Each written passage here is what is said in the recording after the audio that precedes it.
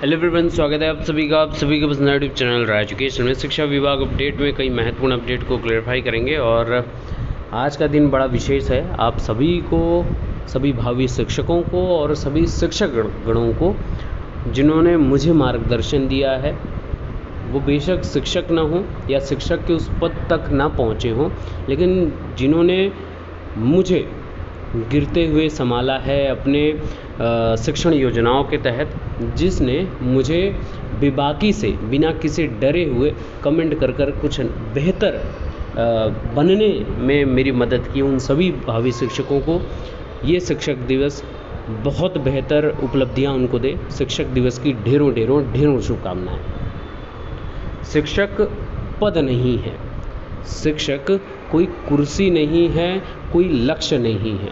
शिक्षक वो गरिमामय जिंदगी है, जीवन है, जिस पथ पर चलते हुए समाज को नया ज्योतिपुंज ज्ञान का देने वाला ही शिक्षक है। नई शिक्षक भर्ती कमेटी से जगी उम्मीद है यूपीटेट पहले होगा या नई शिक्षक भर्ती परीक्षा पहले होगी, इस बात का लगातार प्रश्न उठाया जा रहा है। उस पर बातचीत करेंगे विभागीय से।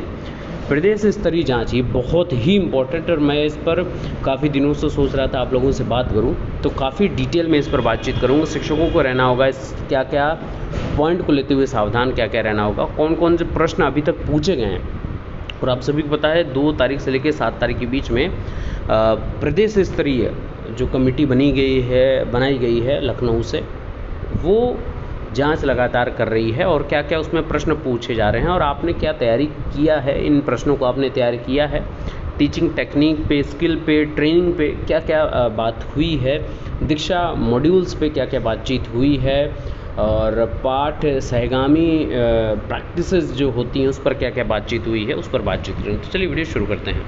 तो बात इसी अपडेट से स्टार्ट करेंगे। शिक्षक भर्ती कमेटी से जगी है उम्मीद।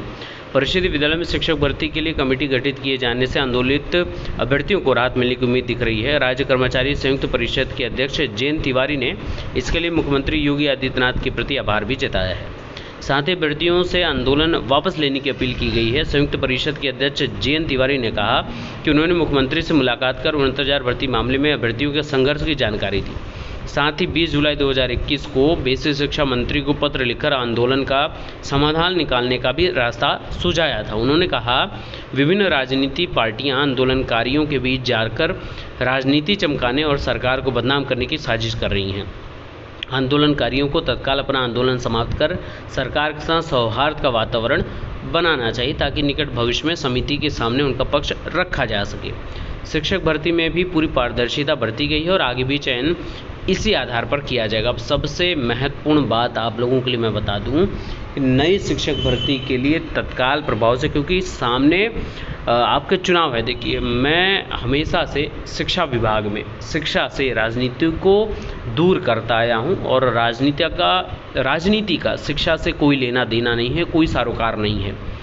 हालांकि शिक्षक, इसी शिक्षा से एक डॉक्टर, एक वकील, एक ज्योतिषी, एक कह सकता हूं कि समाज के जितने बहुमूल्य पद हैं जिस पर एक शिष्य को शिक्षक उठाकर पहुंचाता है, वो सभी अपने आप में योग्यतापूर्ण हैं, वो सभी अपने आप में अलग अलग हैं और सबकी महत्ता अलग अलग है। फिर भी शिक्षण कार्य और शिक्षा से राजनीति हमेशा से इतर रही है और इतर रहनी भी चाहिए। उसके पीछे रीज़न यही है कि शिक्षा में जो जो चीज़ें ज़रूरत हैं, जैसे शिक्षा विभाग की, अगर मैं बेसिक शिक्षा विभाग की ही बात करूं, तो यहाँ पर कई पैमाने हैं ज़रूरतों के। सबसे पहला जो पैमाना है वो छात्र का है। छात्र किस प्रकार से आएंगे, किस प्रकार से प्रलोभित होंगे, आकर्षित होंगे विद्यालय के प्रति, तो यहाँ पर छात्रों की बहुमूल्यता अपने आप में अनिवार्य है। दूसरा आ जाता है शिक्षक की भी नियुक्तियाँ और शिक्षक की भारी कमी जिस जगह पर हो वो सब चीज़ समायोजित होनी चाहिए। अब शिक्षक हो गया, छात्र हो गया, तो दोनों के मिलने जुलने का जो स्थान है वो होता है विद्यालय परिषद। तो विद्यालय भवन सुदृढ़ होने चाहिए, सैंपट की व्यवस्था होनी चाहिए, उचित रख रखाव बैठक व्यवस्था होनी चाहिए और किताबें होनी चाहिए, बैग्स होने चाहिए, यूनिफॉर्म्स होनी चाहिए, तो सारा कुछ टीचिंग स्किल्स और बेहतर ICT की प्रोग्रामिंग होनी चाहिए। इतना होने के बाद भी बच्चों के लिए बेहतर टीचिंग स्किल, प्रॉपर गाइडेंस, किस प्रकार से उनको लेकर आगे बढ़ा जाए, बुक्स, लाइब्रेरी, तमाम चीज़ें उस पर काम करना चाहिए। तो इन सभी में अगर आप राजनीति को पक्ष रखोगे तो वो आप बेहतर नहीं दे सकते हो। तो ये कहीं ना कहीं बेहतर बात है। दूसरी इम्पोर्टेंट बात, नई शिक्षक भर्ती के लिए मुख्यमंत्री ने, जैसे मैंने आप लोगों को कल बताया था, तो जैसा कहा गया था कि शिक्षक भर्ती जल्द होगी, समिति भी गठित करने के लिए निर्देश दिए गए थे। अब सबसे महत्वपूर्ण बात यहाँ पर प्रश्न चिन्ह पुनः आ जाता है कि यूपी टेट पहले होगा या आपकी शिक्षक भर्ती परीक्षा पहले होगी। तो जैसा आप सभी को पता है कि भर्ती में उत्तर प्रदेश शिक्षक पात्रता परीक्षा यानी जो UPTT 2020 है वो बाधा बनने के ऊपर प्रश्न चिन्ह है। तो परीक्षा संस्था ने दिसंबर में इम्तिहान कराने का प्रस्ताव दिया था। बेसिक शिक्षा मंत्री डॉक्टर सतीश द्विवेदी यह परीक्षा पहले कराने का निर्देश उन्होंने दे चुके हैं और अभी नए प्रस्ताव का इंतजार भी है। और आप सभी को पता है कि पात्रता परीक्षा उत्तीर्ण ही शिक्षक भर्ती में शामिल हो सकते हैं। हालांकि प्रदेश में पहले से ही बड़ी संख्या में पात्र जो प्रतियोगी उपलब्ध हैं, लेकिन मैंने कई बार कहा है और बीच में इधर मैं कई महीनों से इस पर बातचीत नहीं कर रहा हूँ। देखिए, चाहे पद 10 हों, 10,000 हों या 10 लाख पद हों, सरकार मैक्सिमम नंबर ऑफ कैंडिडेट को उस परीक्षा में सम्मिलित होने का अवसर प्रदान करती है और करेगी। उसके लिए UPTT बहुत ही अनिवार्य योग्यता है। UPTT कंडक्ट सबसे पहले ही होगी, ये शासन स्पष्ट है, इस बात को समझ लीजिए। क्यों मैं बोल रहा हूँ, क्योंकि 2 बड़ी परीक्षाएं आयोजित हुई हैं, 68,500 और 69,000, और इन्हीं बीच में कई BEd अभ्यर्थियों के बैच कंप्लीट हुए हैं, कई BTC अभ्यर्थियों के बैच कंप्लीट के कगार पर हैं। तो ये संख्या भी आ गई है और बड़े पैमाने पर कई लाखों में बड़े पद अभ्यर्थियों के हैं, बड़ी संख्या है इन पदों के लिए। तो नंबर ऑफ़ कैंडिडेट जब जितने ज़्यादा होंगे और पद भी आपका ज़्यादा है, लगभग 23,000 के आसपास पद 68,500 शिक्षक भर्ती के हैं, 51,112 पद इन्होंने स्पष्ट तरीके से बताए हैं। तो अगर आप 51,000 और ये 23,000 आप देखेंगे तो ऐसे ही 74,000 से ज़्यादा पद हो रहे हैं। प्लस एक साल में जो नंबर ऑफ़ टीचर्स जो रिटायर्ड होते हैं वो लगभग 7,500 के आसपास प्रदेश में हैं। तो लगभग 2 सालों से 15,000 के लगभग ये भी संख्या है या इससे भी ज़्यादा हो सकती है।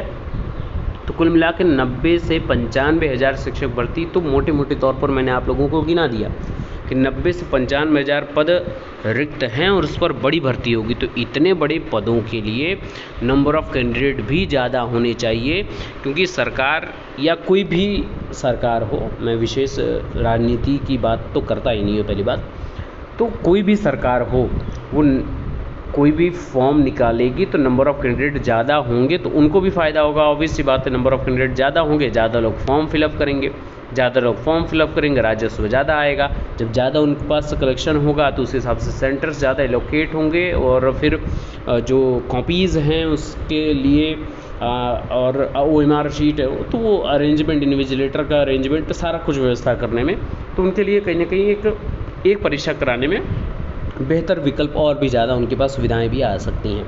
तो ये एक तरीका है और आप सभी को पता है नई शिक्षक भर्ती की वजह भी लगातार वही है। शिक्षा मित्रों को एक बार पुनः मौका देना है, जैसा आपके कोर्ट में, माननीय कोर्ट में विभाग के द्वारा, सरकार के द्वारा बात रखी गई।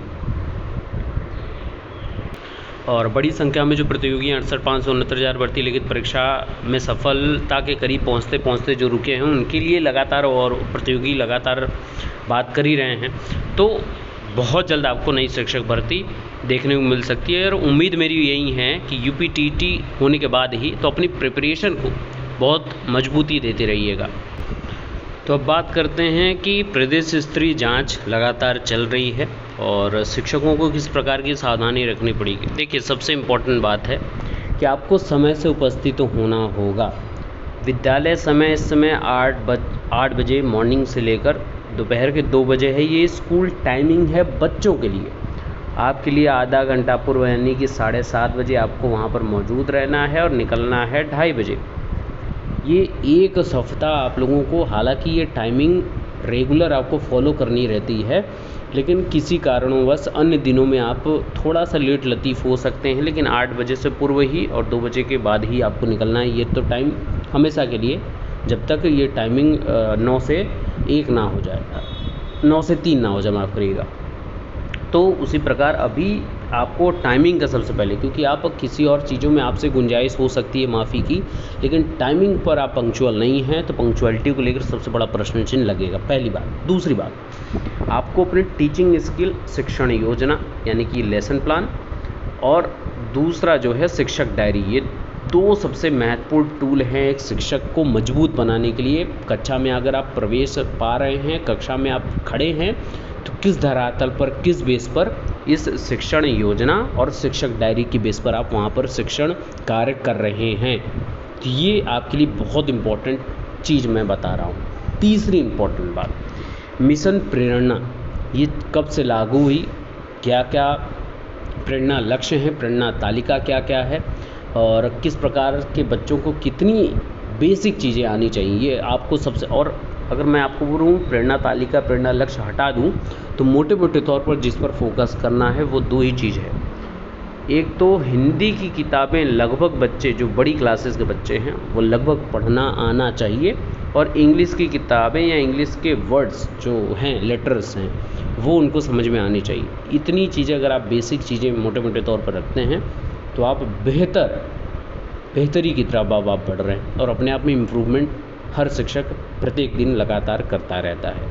तो उम्मीद है कि आपने कुछ बेहतर समझा होगा, और बेहतर अचीव करने के लिए, बच्चों को, समाज को दिशा निर्देश करने के लिए, उनको आगे बढ़ाने के लिए आप बेहतर कुछ कर रहे होंगे, ऐसी आपसे कामना है। Best of luck, thank you so much.